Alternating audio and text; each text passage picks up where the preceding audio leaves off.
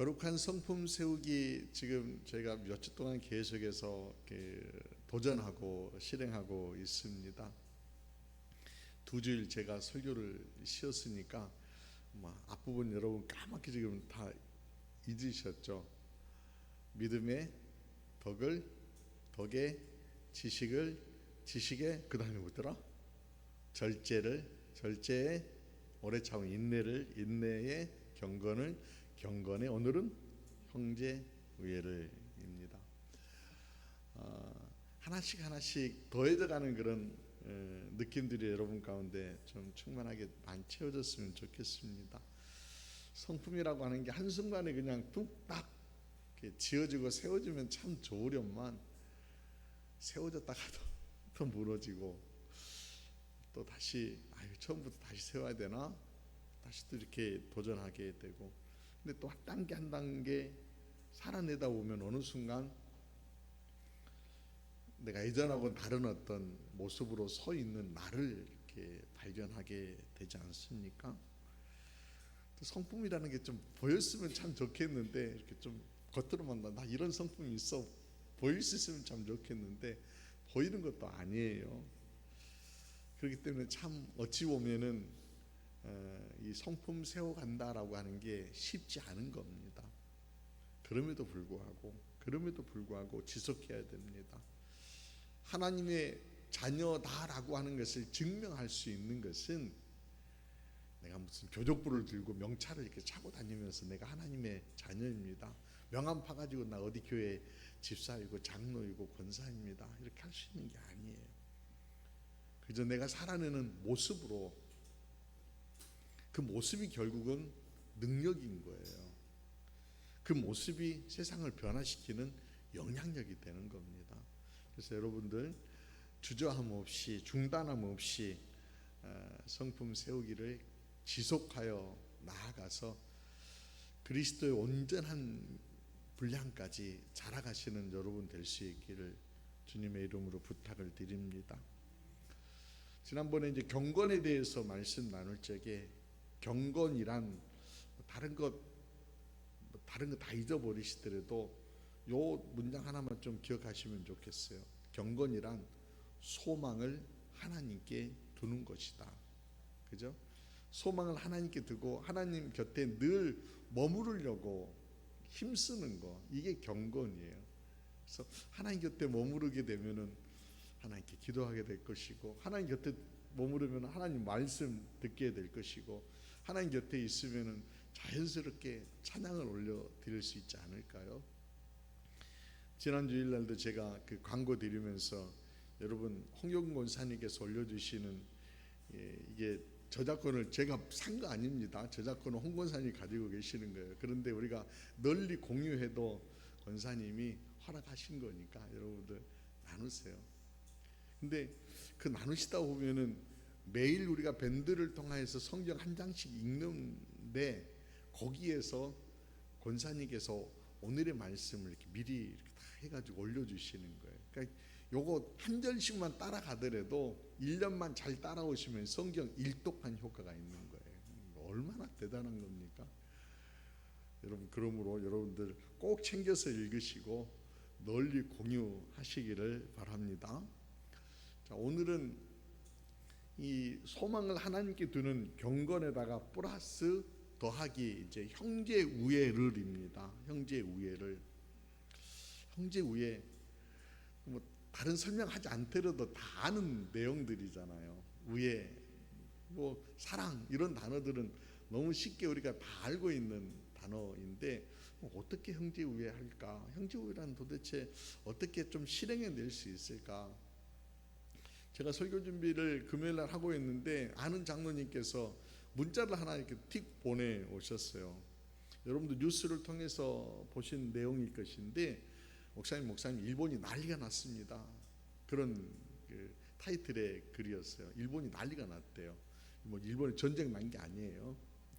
금요일날 무슨 일이 있었냐면은 학생 수가 160명 정도 되어지는 교토 국제 고등학교라고 하는 학교가 있는데, 여기에 그 학교 야구부 선수들이 일본 고교 야구인 고시엔 대회에서 우승을 했다는 거예요. 우승을.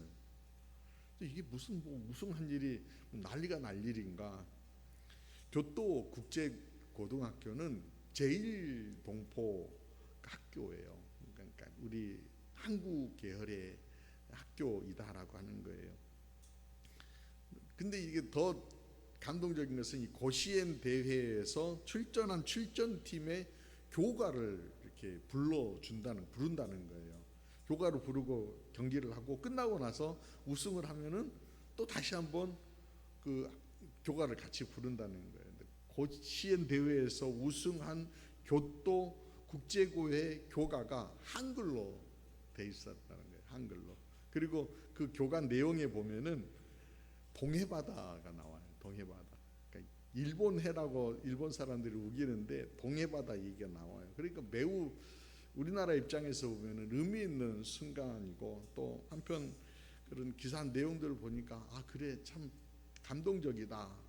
160명 되어지는 고등학생들, 조선 한국 제일 동포의 학교에서 그런 일들을 일궈냈다라고 하는 게 참 대단하다.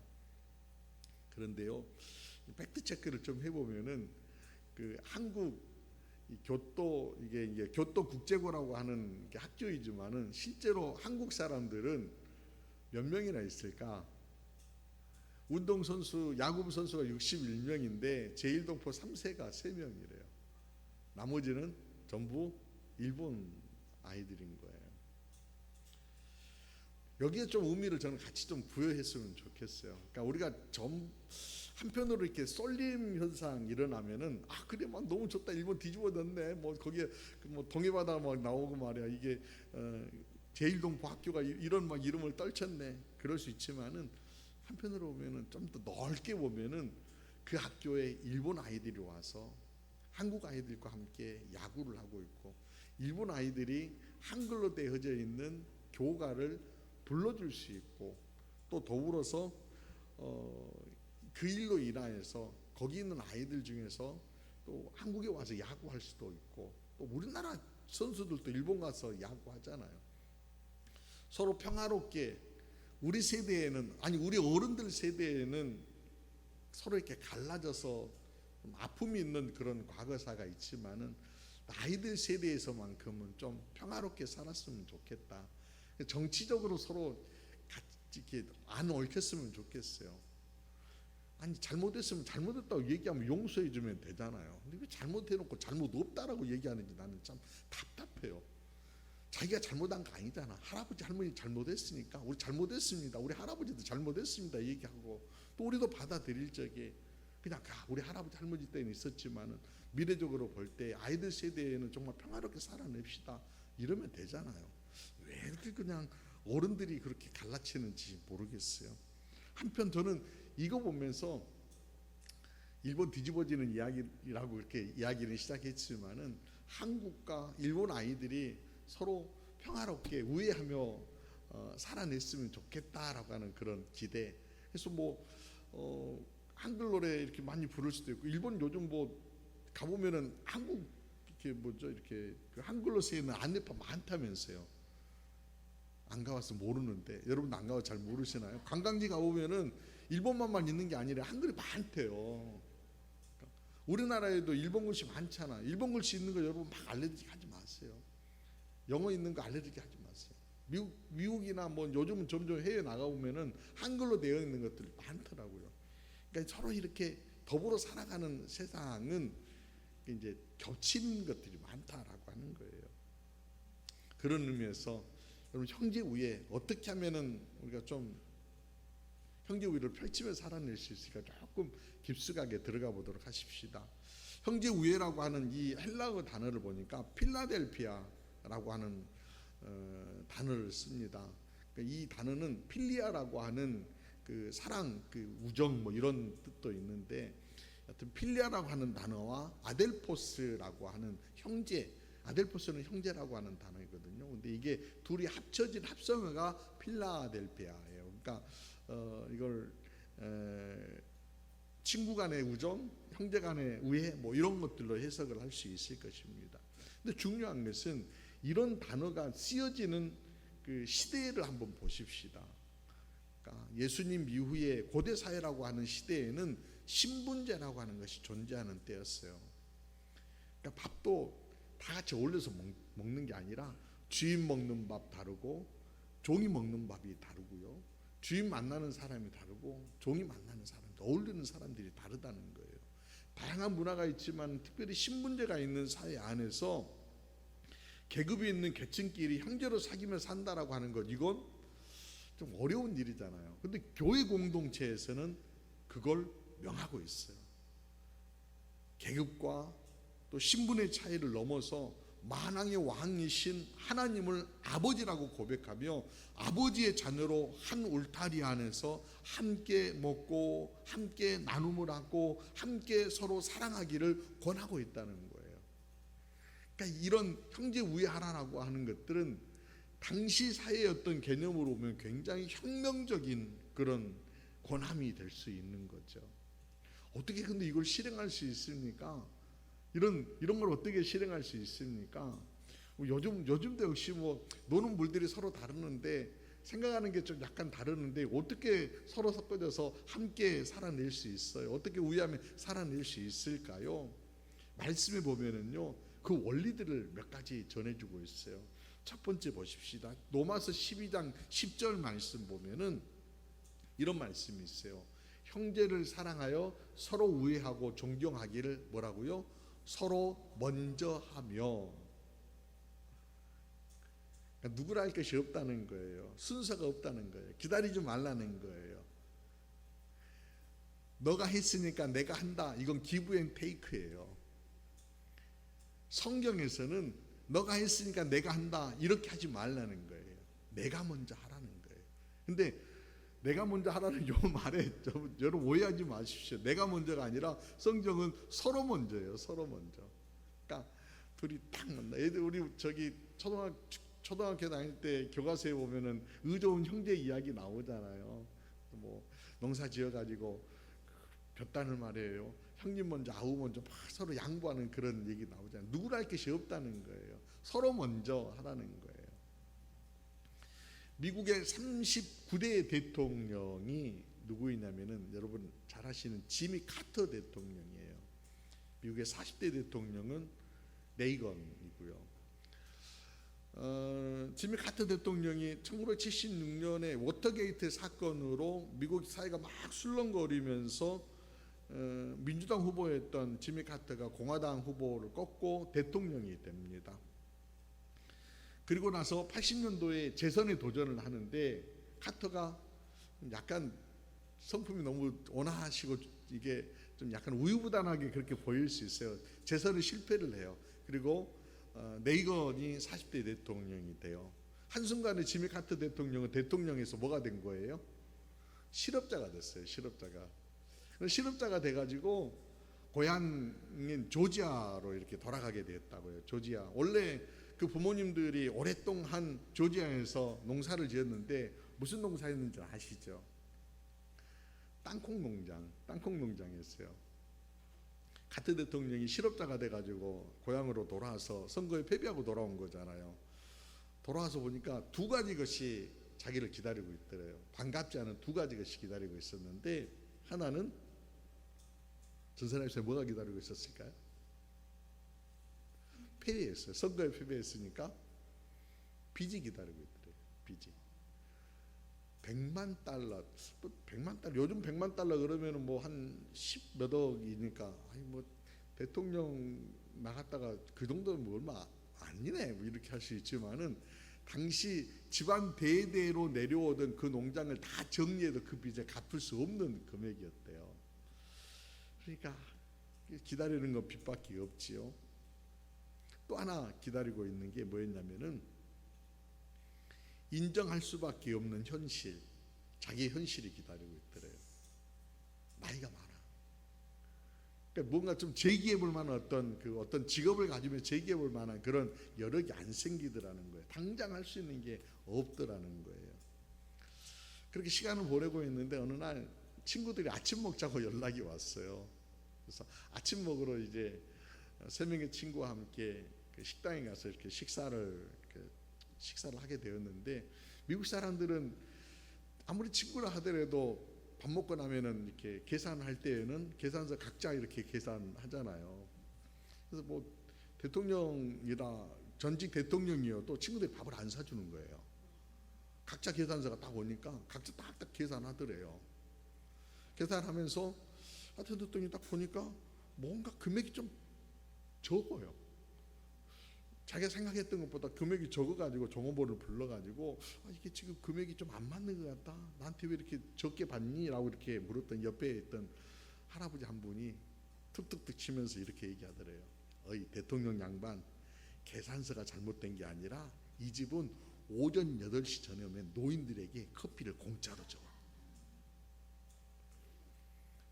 그렇게 하더래요. 근데 그게 카터의 마음에 굉장히 감동으로 다가왔대요. 이게 뭔 감동이지? 커피값 안 받은 게 감동인가? 여러분, 친구들하고 더치페이 해가지고 각자 계산하는 게 감동인가? 어떤 느낌이 있으세요? 자기 스스로에게는 카터는 고향에 돌아왔는데 어떻게 보면은 대통령에서 다시 실업자로 돌아왔는데 사람들이 자기를 맞이해 주는 게 너무나도 평범하게 맞이해 주더라는 거예요. 그 평범하게 맞이해 주는 게 너무나도 자기를 동네 어른처럼 인정해 주는 게 위로가 되더라는 거예요. 위로가 되더라는 거예요. 그래서 너무너무 따뜻한 기억이다. 나를 나 있는 모습 그대로 받아주는 게 따뜻한 기억이다. 그런 표현을 그의 저서에서 남겨놓았어요. 사람들은 대통령 하던 사람이 그냥 선거에서 실패하고 돌아왔으니까 끌끌끌 내가 밥 한 끼 살게 이렇게 동정해 줄 법도 하고, 근데 커피 한 잔 이렇게 대접하는 것이 그냥 동네 그냥 문화니까 그런 건데, 대통령 오셨으니까 뭔가 전직 대통령이니까 뭔가 대접해 볼 법도 한데 그냥 그러지 않게 그냥 평범하게 대우해 주는 것들이 나를 있는 모습 그대로 존중해 주고 있구나라고 하는 그런 느낌을 그가 받으셨다는 거예요. 여러분, 존중한다라고 하는 게 뭐 자리를 막 양보하고 막 이렇게 높여드리고 막 이렇게 이렇게 비빈다라고 그러나요? 이래야지 존경받는 걸까요? 아닙니다, 여러분. 있는 모습 그대로 바라봐주고 또 그에게 필요한 것이 무엇인가를 같이 가서 채워주는 것이 그게 존중인 거예요. 순서를 정하지도 마십시오. 그냥 형제 우애하고 존경하는 것을 서로 먼저 하라고 그랬으니까 그냥 가서 하면 되는 거예요. 내가 하면 되는 거예요. 내가 먼저 했네? 이렇게 주장하실 것도 없다는 거예요. 혹 먼저 해야 될 필요가 있다라고 하면은 누구를 먼저 할까라고 하면은 다양한 분들이 모였으니까 누구를 먼저 할까라고 하면은 필요한 사람에게 해주는 게 먼저 하는 거예요. 이게 어려움 당하고 힘겨워하는 사람이 있으면은 그냥 해주면은 그분에게는 그게 쑥 들어오는 어떤 존중함을 느끼는 감동이 된다라고 하는 겁니다. 여러분, 너무나도 다양한 우리가 다양한 사람들이 지금 모여가지고 공동체를 이루면서 살고 있지 않습니까? 이 다양한 사람들이 하나를 이룰 수 있는 것은 물론 한 하나님이다라고 하는 믿음으로 이뤄낼 수도 있는 것이지만은, 저는 더 중요한 것은 그 하나님께서 원하시는 가치를 가지고 하나를 이룰 수 있다라고 생각해요. 그 가치가 뭐냐면 결국 목표이고요. 하나님 나라라고 하는 목표, 하나님의 자녀로서 살아내는 어떤 삶의 목표들을 가지고 간다라고 하면은 우리가 하나됨을 이룰 수 있다는 거예요. 여러분 모두가 하나님의 자녀이잖아요. 우리 모두는 하나님 나라를 꿈꾸면서 하나님의 뜻을 전진시켜 나가는 꿈을 꾸고 있잖아요. 그럼 여러분들 가족이니까 그저 내가 먼저 이렇게 하시면 좋겠다 싶습니다. 그것이 근거가 되어져서 그렇게 살아내고 그런 것들이, 그런 향기들이, 그런 좋은 것들이 세상에 이렇게 막 좀 흘러갔으면 좋겠다 싶습니다. 세상의 가치는 더 가져라, 더 쟁취해라 이렇게 말하지만은 우리는 그러지 않습니다.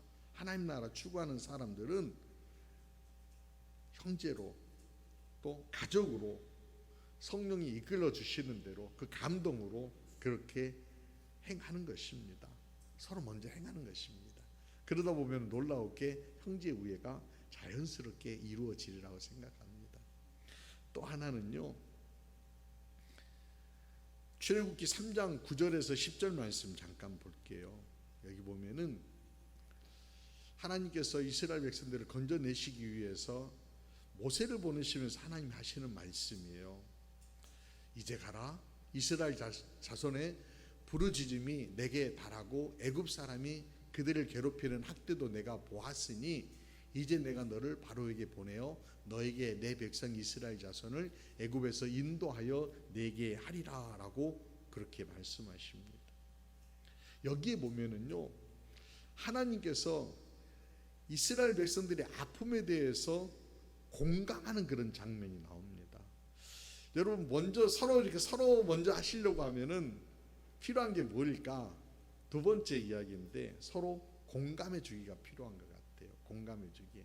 공감은 어떻게 이룰 수 있을까요? 하나님이 하시는 것처럼 그렇게 하시면 여러분 공감을 이뤄낼 수 있습니다. 정말 힘겨워하는 것을 내가 보았다.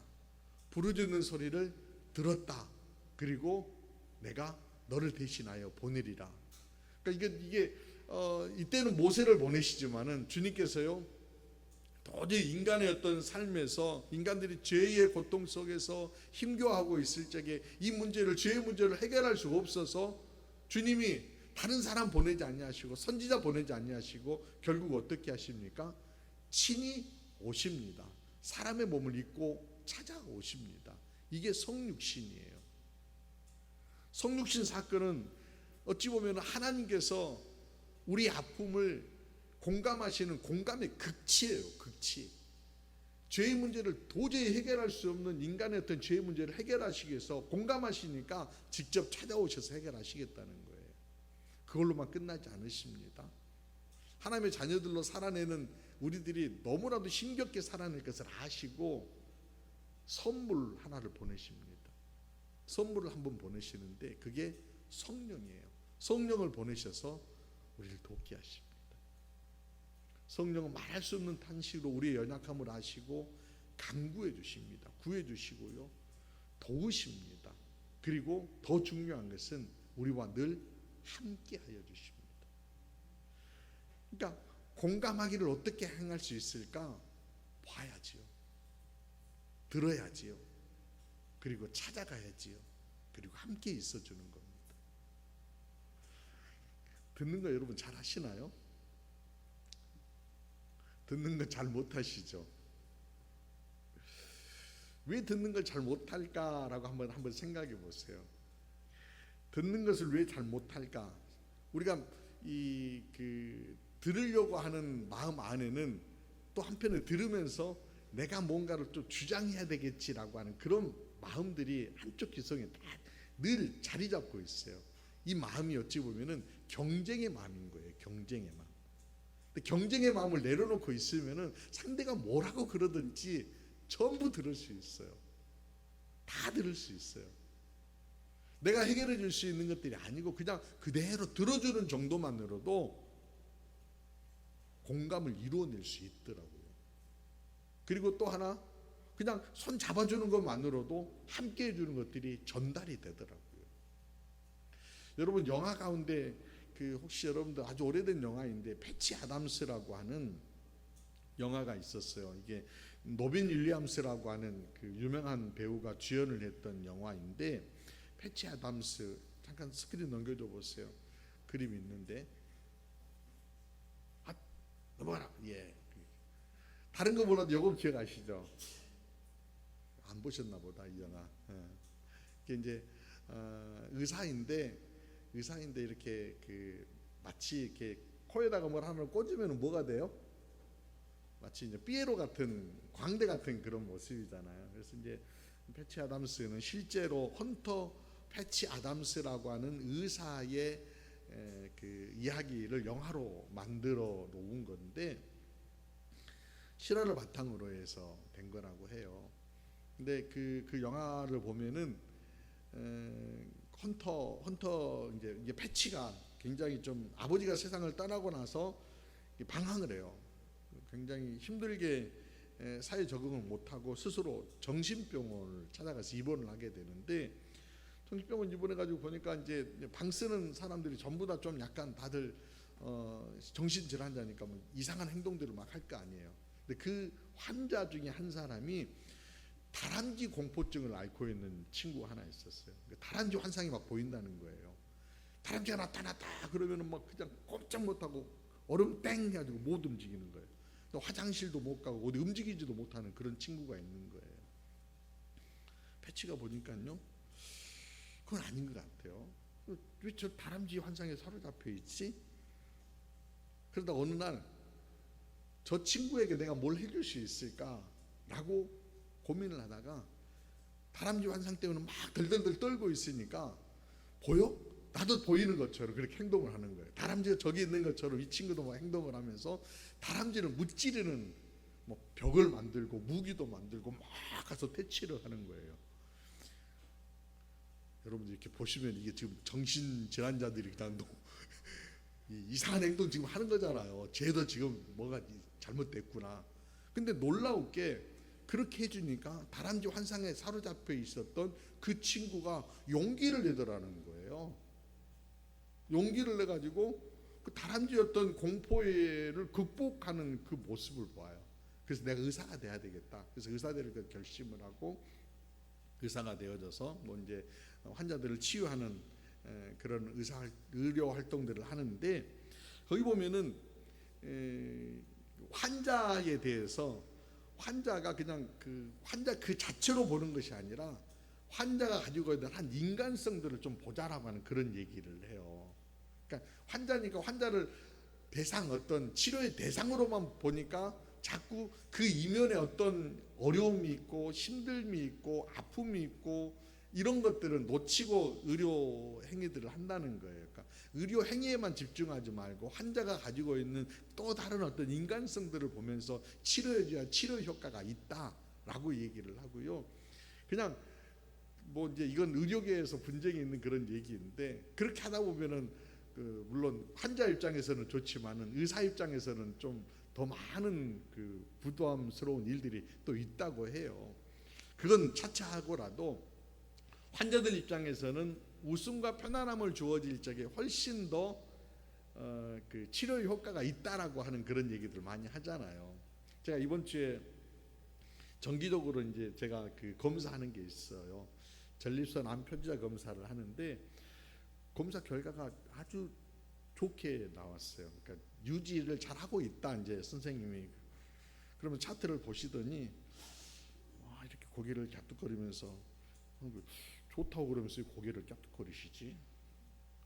그러더니 툭 던지시는 말씀이 그냥 이제는 1년 있다 오셔도 되겠어요? 그렇게 얘기하시는 거예요. 제가 그래서요, 선생님 6개월 있다 봅시다 그랬어요. 그랬더니 이렇게 갸우뚱거려요. 또 의사가 제가 1년 있다가 와봤는데 1년 있다 와보니까 제가 제 스스로 관리를 잘 안 해요, 선생님. 그래서 6개월 있다 가면은 그래도 뭔가 좀 체중 관리도 하고 뭐 음식 관리도 하고 그러지 않을까요, 선생님? 저 1년 있다가 오지 말고 6개월 있다 봅시다 그랬더니 이분이 얼굴이 반짝하면서요, 네 그렇게 합시다. 이렇게 돈 버는 일인데 뭐 그죠? 제가 그래서 6개월 있다가 가기로 했어요. 근데 그 선생님에게 제가 오래전부터 계속 그 검사를 하고 있어서 서로 신뢰가 있고, 또 한편으로는 그런 것들을 알아주니까 좀 제가 맡기고 검사를 받을 수 있는 것 같아요. 그분과 관련된 이야기 하나만 잠깐 얘기할게요. 예전에 제가 갑자기 수치가 높아져 가지고 검사하러 갔는데, 보통 같으면은 그냥 조직 검사 바로 들어갑시다라고 얘기할 법도 한데, 이분이 오래된 차트가 있으니까 그분이 그런 얘기하는 거예요. 선생님, 제가 약 지어줄 테니까 한 달간 먹고 와서 약 드시고 온 다음에 다시 검사합시다. 이게 우리가 얘기하는 어떤 전립선 암 표지자 검사라고 하는 게 이게 오르락 내리락 하는 거야. 그렇게 얘기를 하는 거예요. 의사도 보통 그렇게 안 하잖아요. 돈 벌려면 바로 조직 검사하고 MRI 찍자고 뭐 그렇게 얘기할 법도 한데, 그래서 제가 더 신뢰가 가더라고요. 그런 거예요. 공감이 가면은 마음을 줄 수 있고요. 그 다음에 서로 이렇게 마음을 나눌 수 있는 관계까지 갈 수 있는 거예요. 사랑하는 여러분, 듣기 참 힘듭니다. 상대가 말하는 얘기 들어주는 거 쉽게 생각하고 잘 들어주는 분들도 있지만은 잘 안 될 수 있어요. 근데 공감을 위해서 여러분 들어주십시다. 들어줄 적에 어떤 내가 뭐 가르쳐야지, 내가 개입해가지고 뭔가 좀 더 보태야지 이런 거 그냥 하지 마세요. 그냥 들어주세요. 할 수만 있으면은 막 얘기하잖아요. 그럼 맞장구 한 번씩 쳐주면서 해줘 보세요. 그러다 보면은 저분이 정말 원하는 게 뭔지가 읽어지기 시작을 해요. 필요한 게 뭔지 알아지기 시작을 해요. 잘 안 되실 수 있어요. 그런데요, 우리 노력해 보십시다. 그러다 보면은 어느 순간 서로에 대한 어떤 공감의 영역들이, 공감의 품들이요, 저는 이렇게 넓어지라고 생각해요. 이건 시간의 싸움입니다. 그리고 자꾸 접촉하다 보면은 그런 일들이 이루어질 수 있다라고 하는 겁니다. 우리는 그렇게 해야 돼요. 왜냐하면 우리는 교회 공동체이지 않습니까? 하나님을 아버지라고 부르는 자녀들 아닙니까? 같은 가족들 아닙니까? 하나님께 시선 두고 서로에게 말하는 얘기 보고 듣고 또 우리가 같이 있어주고 손잡아주고, 그러다 보면 어느 순간 우리가요, 하나님의 자녀로서 형제 우애를 이루어낼 수 있으리라고 저는 생각합니다. 서로 먼저 다가가고 존경합시다. 긍휼의 마음을 품고 서로 공감의 영역들을 확대해 나아가시면서 들어주고 바라봐주고 또 함께 찾아가주고 손잡아 함께 하여주는 그런 일들을 해낼 때에 우리 모두는 건강한 공동체를 이루어낼 수 있으리라고 믿습니다. 이것이 하나님께서 기뻐하시는 또 하나의 형제 우애의 성품을 우리가 닮아내는, 더하여지는 방법일 수 있습니다. 여러분, 그렇게 한 주간도 살아내면서 층 하나를 더 높여가시는 모두가 되시기를 주의 이름으로 축원합니다. 기도드리시겠습니다. 거룩하신 주님, 주님 닮기 더하기 여정을 허락하시고 힘써 달리도록 도우시니 감사드립니다. 하나님 앞에 늘 선자로 경건의 훈련을 행할 뿐 아니라 이제 형제 우애의 길들을 열어내도록 말씀으로 찾아와 주시니 감사드립니다. 주님 말씀처럼 서로 먼저 다가가 우애하고 존경하게 하옵소서. 더 가지라 유혹하는 세대이지만은 우리만은 하나님 안에서 형제 자매임을 기억하며 먼저 다가서게 하옵소서. 서로의 공감의 품을 넓히도록 주님처럼 보고 듣고 찾아가고 함께하기를 중단 없이 실행하도록 이끌어 주옵소서. 누가 먼저 기다릴 것이 아니라 내가 먼저 다가설 수 있도록 성령님 힘주시고 이끌어 주옵소서. 감사와 영광 우리 주님께 올려드리며 우리를 죄 가운데서 건지어 주신 우리 구주 예수 그리스도의 이름으로 기도드리옵나이다. 아멘.